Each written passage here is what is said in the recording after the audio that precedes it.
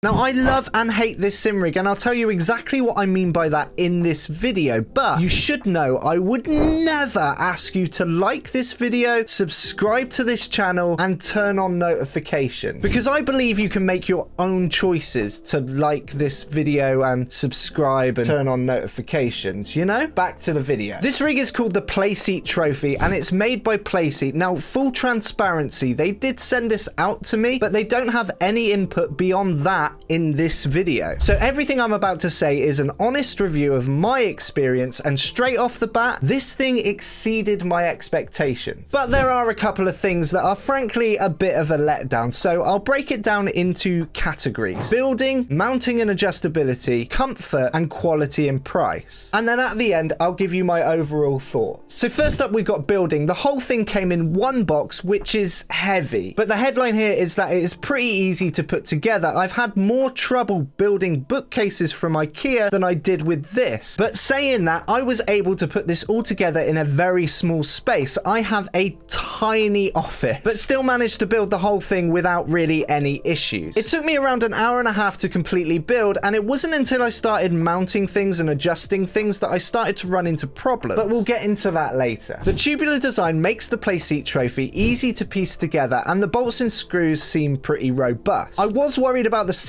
looking a bit like a loose sock, but after squeezing it over the frame and getting it all done up, I was pleasantly surprised with how natural and integrated the seat looks on the rig. So despite my initial worries, they were quickly gone when the seat cover was on. Now, the most difficult part I found was the pedal tray. Not really because it's complicated, but when you're getting to grips with how a pedal tray system works on a new rig, I found that to be a little confusing at first, but after using a bit more of my brain, it all made sense. And all in all, the process was pretty painless and doesn't require really any tools beyond the Allen key, which they provided in the box. One thing I would say is that it is crucial at this stage to not tighten everything up, and that's because of what I'm about to talk about in this next part of the video. Overall, I would score the building of the Playseat Trophy an 8 out of 10. Adjustability. The mounting plate on the Playseat Trophy will serve most small to mid-level wheelbases, but I believe I have the plate mounted backwards. You're probably going to spend more time adjusting the Playseat than you are building it. Now, there is a fair amount of adjusting you can do, however, they don't make it entirely easy, and you'll have a much easier time with this if you don't tighten everything up when you first put the thing together. Now, don't get me wrong, this isn't the biggest issue and is very much a privileged problem to have, but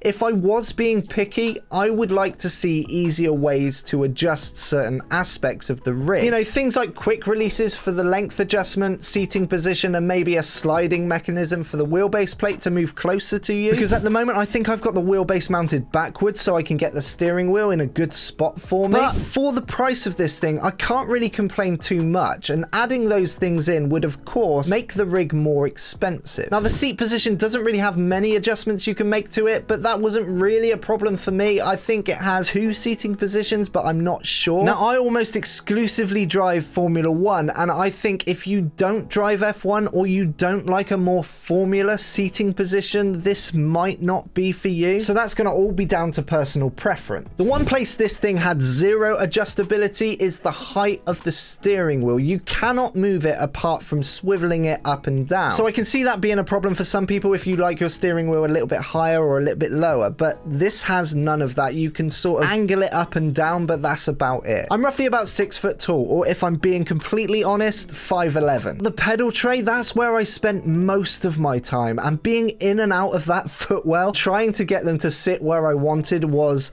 a challenge. It was by far the most frustrating part of the whole process, so if I was going to add a quick release anywhere on this rig, it would be there, because I did find myself getting worked up over it, and it's going to vary depending on your size and the pedals and where you want them. But once you do have them dialed in, it's not something you're going to ever have to think about again. So even though that was frustrating, it's kind of a set and forget situation. But one thing I do love more than I thought I would about this rig is how easy it is to attach things. Because of the Trophy's tubular design, it makes it super easy to use cheaper alternatives or old attachments that you might have lying around like I did. I've been able to make a homemade mouse tray and my Stream Deck, which now doubles as my keyboard while I'm in the sea. You don't necessarily have to buy sim-specific attachments for that rig, just to add a button box or a mouse tray. And personally, I like that a lot, and it wasn't something I even expected to be a feature or a likable quality about this rig, so I was pleasantly surprised that it turned out that way. However, it is worth noting at this point that if you are bothered by cables, there is no inbuilt cable management system. For me, I don't mind too much. I've got a lot of little Velcro strips and things lying around, and I can just tidy up the wires that way. But that might be something that's different for you. Overall, I'd score the adjustability of the Playseat Trophy a 6.5 out of 10. Comfort. It's surprising how comfortable this thing actually is, and mine came with an additional back brace, which really does make a difference. I think they all ship with that back brace now, but I would say check before you buy it if you're gonna buy it, because I would say that this thing is essential. There's no noticeable flex in the rig, and I'm using a Moser R9 wheelbase, so I'm kind of in that mid tier. And while I do think this rig could handle something slightly stronger, I wouldn't go much higher than that, because personally, I don't think this would be on your short list if you have a more powerful setup anyway. But it's something to consider. So for overall comfort, I would score the Playseat Trophy an 8 out of 10. Quality and price. For the money, the quality of the Playseat Trophy is, and I don't want to over-egg it, pretty extraordinary. Now, it's not perfect, but judging from my experience, they've got all the fundamentally important bits right. It is built really well with no compromise where it matters, and even though I have 2 or 3 complaints, those complaints for me aren't complete deal breakers. And that's because this thing costs around £549 or dollars, and the price does vary a little bit depending on where you look. But to get a well-built, sturdy, complete rig with a seat for that price, overall, I think you are going to be happy with this rig. So for quality and price, I would score the Playseat Trophy a 9 out of 10. So the Playseat Trophy seems to target a market that is people who want their first proper rig or to upgrade from a wheel stand. So if you're looking for your first rig, this is a great option to consider, and it's a purchase I don't think you will regret. As a general score, considering everything that I've spoken about in this video, I would score the Playseat Trophy an 8 out of 10, which is pretty high. I would reasonably assume that if you did choose to buy this rig, you're not going to regret it. Now, I hope some of that helped you, and if you made it this far, thanks for watching. And remember, I would never tell you to like this video, subscribe to the channel, or turn on notifications so you don't miss our future videos.